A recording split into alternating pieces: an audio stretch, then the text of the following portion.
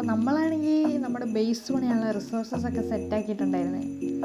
പോരാത്തതിന് നമുക്കൊരു വെള്ള കുതിരനെ കിട്ടി, നമ്മളിവിടെ കെട്ടിയിട്ടുണ്ട് ഫെൻസിൽ. തന്നെയാണ് വള്ളി അടികൾ നടക്കണേ. അതെന്തായാലും ആവട്ടെ. അപ്പോൾ ഇതാണ് നമ്മുടെ ബേസ് പണിയുള്ള ഫുൾ റിസോഴ്സസ് നമ്മൾ ഫുള്ള് കളക്ട് ചെയ്ത് വെച്ച്. ഓക്കെ, ഒരു ദിവസം 2 ദിവസം അത്ര എടുത്തു ഇത് ഫുള്ള് ഗ്രൈൻഡ് ചെയ്തെടുക്കാൻ വേണ്ടിയിട്ട്.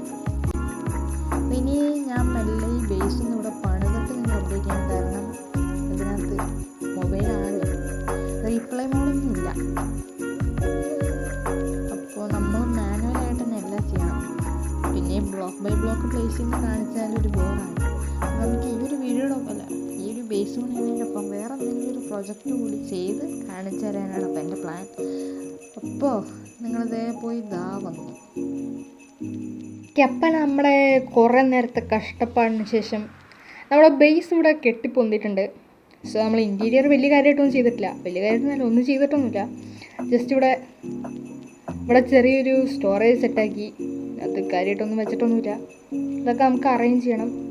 പിന്നെ ഇവിടെ മുകളിൽ വന്നു കഴിഞ്ഞാൽ ഇവിടെ 2 ബാൽക്കണി ഉണ്ട്, ബാൽക്കണി സെറ്റ് ചെയ്തിട്ടുണ്ട്.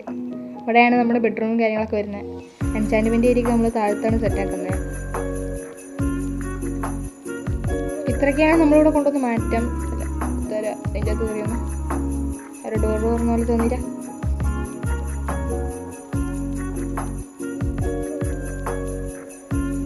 സൗണ്ട് കേട്ടിരിക്കുന്നു. ഓക്കെ, അപ്പോൾ ഇനി നമ്മളുള്ള ലക്ഷ്യം എന്ന് വെച്ച് കഴിഞ്ഞാൽ നമ്മുടെ ബേസ് സെറ്റാക്കി ഇനി നമുക്കൊരു ഡയമണ്ട് പിക്കാക്സ് ഉണ്ടാക്കണം. അതിന് മൈനിങ്ങിന് പോകണം. നമ്മളിതുവരെ മൈനിങ്ങിന് പോയിട്ടില്ല. അപ്പോൾ നമ്മുടെ സെർവറിൽ ഇതുവരെ ഇത് അപ്ഗ്രേഡ് പോലും വരാത്ത നമുക്ക് തന്നെയാണ്. കാരണം നമ്മൾ വല്ലപ്പോഴൊക്കെയാണ് കയറുന്നത്. ഫുള്ള് പരീക്ഷയും കാര്യങ്ങളൊക്കെയാണ്, 10ാം ക്ലാസ്സാണ്. എങ്കിൽ പോലും നമുക്ക് ഇവിടെ നല്ല അടിപൊളിയായിട്ട് കളിച്ച് ഗ്രൈൻഡ് ചെയ്ത് നമ്മുടെ എൻഡ് ഫൈറ്റിന് വേണ്ടി നമ്മൾ റെഡി ആവണം. നമ്മളാണ് ഇവിടുത്തെ ഏറ്റവും പവറുള്ള, ഏറ്റവും റിച്ചസ്റ്റ് ആൾ നമുക്കിവിടെ തെളിയിച്ചു കൊടുക്കേണ്ട ആവശ്യമുണ്ട്. സോ റേഞ്ച് പറഞ്ഞു. സോ അതിന് നമുക്കിനി ഞാൻ ഓഫ് ക്യാമറയിൽ നിന്ന് കുറച്ച് ഡയമണ്ടും മൈനിങ്ങും ഒക്കെ ഒപ്പിച്ചിട്ട് ഒരു 2 വില്ലേജറിനെ കൊണ്ട് ഒരു ബ്രീഡറൊക്കെ സെറ്റാക്കിയിട്ട് നമുക്കൊരു അടുത്ത എപ്പിസോഡിൽ വേണമെങ്കിൽ നമുക്കൊരു വില്ലേജർ ബ്രീഡർ ഉണ്ടല്ലോ, ബ്രീഡറും പോട്ടെ, ഒരു ട്രേഡിംഗ് ഹാൾ ഉണ്ടാക്കി കുറച്ച് ആവശ്യമുള്ള ട്രേഡിംഗ് ഒക്കെ സെറ്റാക്കാം.